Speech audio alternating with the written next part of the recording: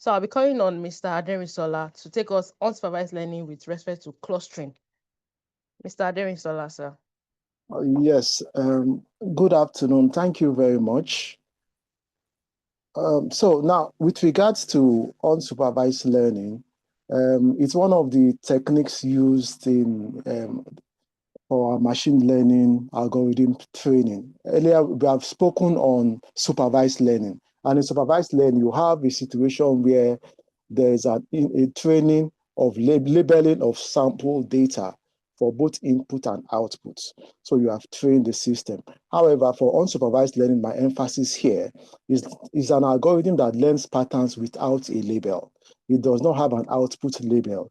What do I mean? You have when you are training the machine learning algorithm, you give it samples of what it is to essentially memorize, which is the input with the label, and you now give it an example of the output label, which is the resultant the expected output, which is supposed to help us to identify. So we have the input and the output labeling for supervised learning. But for unsupervised, which is my emphasis, there is no output labeling. So you now say, okay, for instance, we have apple, banana, and mango. You provide it to the machine. You now say, okay, help me to determine which is which amongst them. So it trains itself.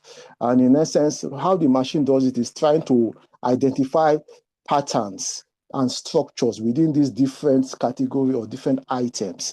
In essence, we can say is like learning without a teacher. You are just learning freestyle. That is essentially what you can term unsupervised learning. So we are now looking at one of the core factors or processes, tasks that you do in unsupervised learning, and that is clustering. So clustering, essentially, it's about training the system, and it gives you outputs and then putting the different output data sets in different clusters. For instance, you can have cluster A, B, C, D within it for data sets. And the idea is it will group together items that have similar traits, similar structures, similar characteristics, are more close to each other. And that way, we can now determine, once we do the first iteration, the second iteration, it begins to identify more clearly. It puts mangoes together with mangoes, oranges with oranges, bananas, likes with like, essentially. And it's one of the key tasks in clustering, is one of the key tasks in unsupervised learning. So we now have different clusters with a centroid, So let's move on to the next slide. Thank you. And now we are looking at clustering techniques more specifically.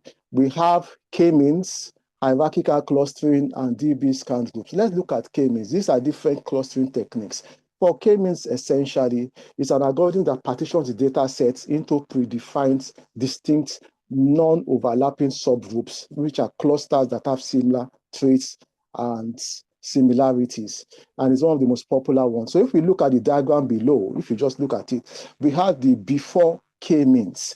Essentially, you can see that our data sets are scattered all over the place. But by the time we run it in the second part of the slides below on the right, we now have them segmented in blue, in red, in green. So that is now where we have three different clusters.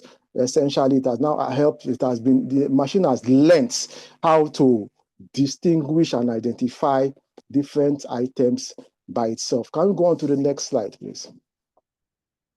Now, what are the use applications? Because in essence, we always try to see what are the applications of this machine learning. We say machine learning. How can we use it? How can it be applied? Clustering can be applied in situations where we want to do customer segmentation. For instance, you now have a different kind of customers. How do you segment them? Is it probably on demographics? Is it on the online usage? Is it on their spending patterns? You can use clustering for that. So that way you can train the machine. It can help you to predict and determine how it works. We have marketing research, image segmentation, anomaly detection. The last one I'll say very, very key. For instance, if you have different messages or mails, you now say, okay, you know a pattern of how a mail that is genuine is. but the machine can determine that, oh, and flag a particular mail. This is likely a fraud, and we know how important that is, especially for the financial sector.